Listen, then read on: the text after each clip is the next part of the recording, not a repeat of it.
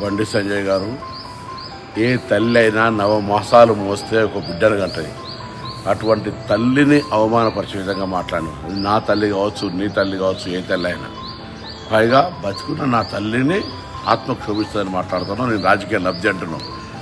ఆ వీడియో చూస్తే మీ తల్లిని స్పష్టంగా చెప్పిన తర్వాత కూడా నేను ప్రశాంతంగా ఇది మంచిది కాదు అని చెప్తే కూడా మళ్ళీ హుస్నాబాద్ చౌరస్తాలో నా తల్లి ఆత్మక్షోభిస్తుందని మాట్లాడతావా?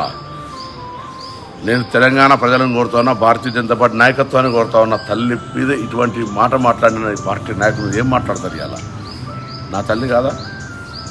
ఇలా ఈ విధంగా 9 మాసాలు మోసి కంటే నా తల్లిని అవమానపరుస్తావా? నా బతికున్న తల్లిని నువ్వు ఇలా ఈ విధంగా మాట్లాడే పరిస్థితి ఉంటే ఇది ఏం రాజకీయాలకు తల్లిని తీసుకొస్తారా? వాళ్ళకి ఏమైనా సంబంధం ఉందా ఈ రాజకీయాల్లో?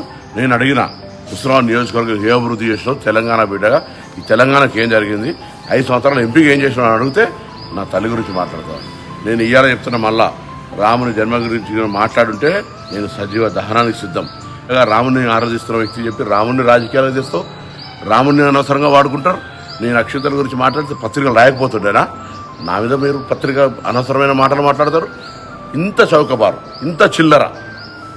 నేను ఇవాళ వెజిటేరియన్, భక్తుని, హిందువును. రా, పొద్దున్న లేస్తే మాంసం లేని బతుకో, మందు లేని బతుకో. నేను మందు దాగా నాన్ వెజిటేరియన్ తినా. This is Ponnam Prabhakar. తల్లి అంటే ఇవాళ కూడా నా తల్లి నన్ను రోజు ఆశీర్వదించి ఎక్కడున్నా రోజుకు 4 సార్లు మాట్లాడుతుంది, బిడ్డ తిన్నావా అని. దట్ ఈస్ తల్లి. నువ్వే నా తల్లిని అవమానపరుస్తావా? నా తల్లిని అవమానపరుస్తావా బిడ్డ? చెప్తా ఇలా నన్ను అడుగుతున్నావు. నేను ఎంపీ ఓడిపోతే, ఎంపీ గెలిస్తే నువ్వు మంత్రి రాజీనామా చేస్తావు. నీకు సిగ్గుందా? ఎమ్మెల్యే 3-4 సార్లు ఓడిపోయాను, మళ్ళీ ఎంపీ రాజీనామా చేసినావా?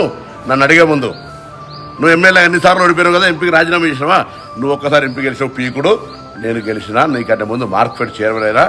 నా దయాదాక్షిణ్యం మీద Congress panel urban bank director పెద్ద పీకుడు. నువ్వే మాట్లాడుతావు ఇలా. అందుకే జాగ్రత్త. సమస్య లేని ఇల్లు ఉండదు, పరిష్కారం లేని సమస్య ఉండదు. బంధాలు గొప్పవి, బాధలు చిన్నవి. మీ సమస్యని మేము పరిష్కరిస్తాం. రండి, మాట్లాడుకుందాం.